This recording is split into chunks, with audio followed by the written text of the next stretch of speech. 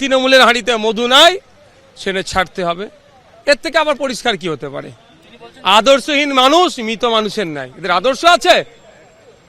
সারা ভারতবর্ষের অঙ্গরাজ্যে সেই তার সময় একটা মহিলা অর্থমন্ত্রী ছিল না, তখন মমতা ব্যানার্জি যাকে, যিনি অর্থমন্ত্রী না, মানে অর্থনীতিবিদ না হওয়ার পরও একজন আইনজীবীকে অর্থমন্ত্রীর চেয়ারে বসিয়েছিলেন। আমি মমতা ব্যানার্জির চরম বিরোধী, তার আমি চরম সমালোচনা করি, কিন্তু তার কাছ থেকে যারা প্রিভিলেজ নিয়ে আজকে এইগুলো তার সাথে আচরণ করছে, তারা আমার নজরে আদর্শচ্যুত, আদর্শহীন। দলের সমস্ত পদ থেকে আজ ইস্তফা দিয়েছেন চন্দ্রিমা ভট্টাচার্য। সেই সঙ্গে দলের হয়ে বিভিন্ন ব্যাংকের সই করার দায়িত্ব থেকেও তিনি ইস্তফা দিয়েছেন। কমিশনে দলের দায়িত্বপ্রাপ্ত স্বাক্ষরকারীর পদও ছাড়লেন চন্দ্রিমা ভট্টাচার্য।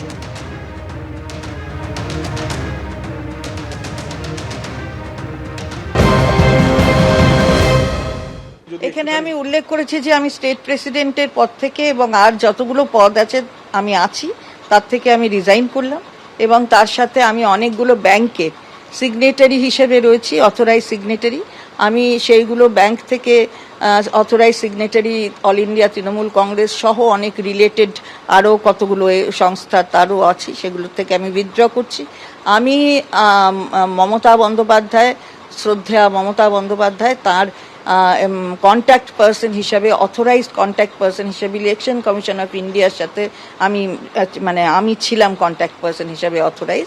সুতরাং সেখান থেকেও আমি নিজেকে উইথড্র করছি এবং আমি যথাযথ টাইমে বলে দেব ইলেকশন কমিশনকেও, সেটা আমি জানিয়ে দেবো। এত কঠোর সিদ্ধান্ত নিতে কি একটু মন ভার হচ্ছে?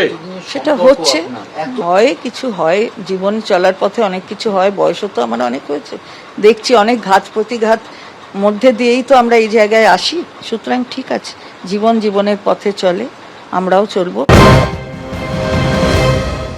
তৃণমূলের হাঁড়িতে মধু নাই, সেটা ছাড়তে হবে। এর থেকে আবার পরিষ্কার কি হতে পারে? আদর্শহীন মানুষ মৃত মানুষের নাই। এদের আদর্শ আছে? সারা ভারতবর্ষের অঙ্গরাজ্যে সেই তার সময় একটা মহিলা অর্থমন্ত্রী ছিল না, তখন মমতা ব্যানার্জি যাকে, যিনি অর্থমন্ত্রী না, মানে অর্থনীতিবিদ না হওয়ার পরও একজন আইনজীবীকে অর্থমন্ত্রীর চেয়ারে বসিয়েছিলেন।